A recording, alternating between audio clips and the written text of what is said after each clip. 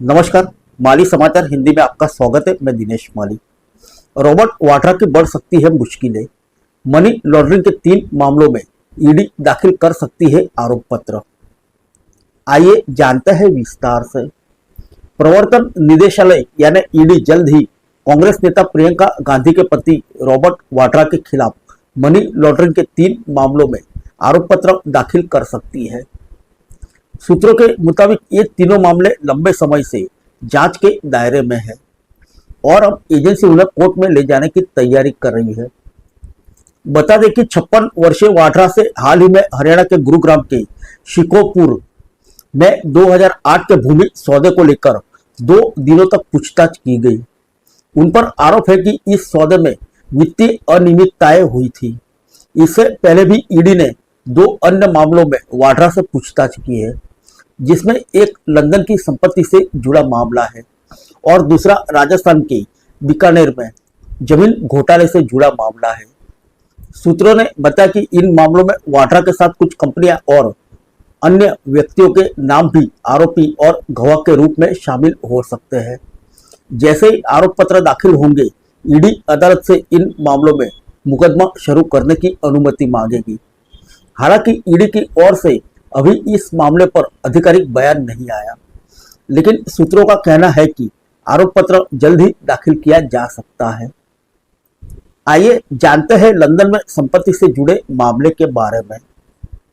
अब बात अगर ब्रिटेन की संपत्ति से जुड़े मामले की करें तो इसमें ईडी का आरोप है कि लंदन के 12 हाइमस्टन स्क्वायर स्थित मकान की मरम्मत वाड्रा के निर्देश पर की गई और खर्च भी उन्होंने ही वहन किया। यह संपत्ति कथित रूप से हथियार सौदागर संजय भंडारी ने खरीदी थी, जो अब ब्रिटेन में है और भारत प्रत्यर्पण से बच गया है। आइए जानते हैं बीकानेर भूमि मामले के बारे में। वहीं बीकानेर भूमि मामले में वाड्रा और उनकी मां मॉरिन से भी पूछताछ की गई है। ईडी ने यह केस राजस्थान पुलिस द्वारा दर्ज की गई एफआईआर के आधार पर 2015 में दर्ज किया था, जिसमें आरोप है कि मामले में भारत पाक सीमा के पास स्थित जमीन के आवंटन में घोटाला हुआ है।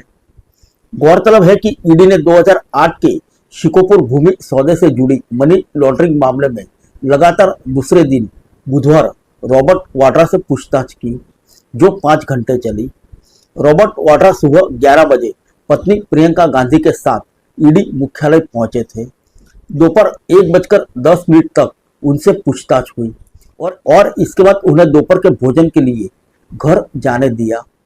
पूछताछ के दौरान प्रियंका गांधी ईडी दफ्तर में ही मौजूद रही। उससे पहले ईडी ने रॉबर्ट वाड्रा से मंगलवार को 6 घंटे तक पूछताछ की और बयान दर्ज किए। वहीं पूछताछ के बाद रॉबर्ट वाड्रा ने पत्रकारों से बातचीत के दौरान अपनी प्रतिक्रिया दी। उन्होंने कहा कि यह सब उनके और उनके परिवार के खिलाफ राजनीतिक बदले की भावना से किया जा रहा है। उन्होंने कहा कि उन्होंने जांच एजेंसियों के साथ पूरा सहयोग किया और हजारों पन्नों के दस्तावेज जमा किए हैं। वाड्रा ने यह भी कहा कि जनता अब जांच एजेंसियों पर भरोसा नहीं करती है और 20 साल पुराने मामले को अब खत्म किया जाना चाहिए। फिर मिलेंगे अगले बुलेटिन में अन्य किसी खबर के साथ। तब तक के लिए इजाजत दीजिए। नमस्कार।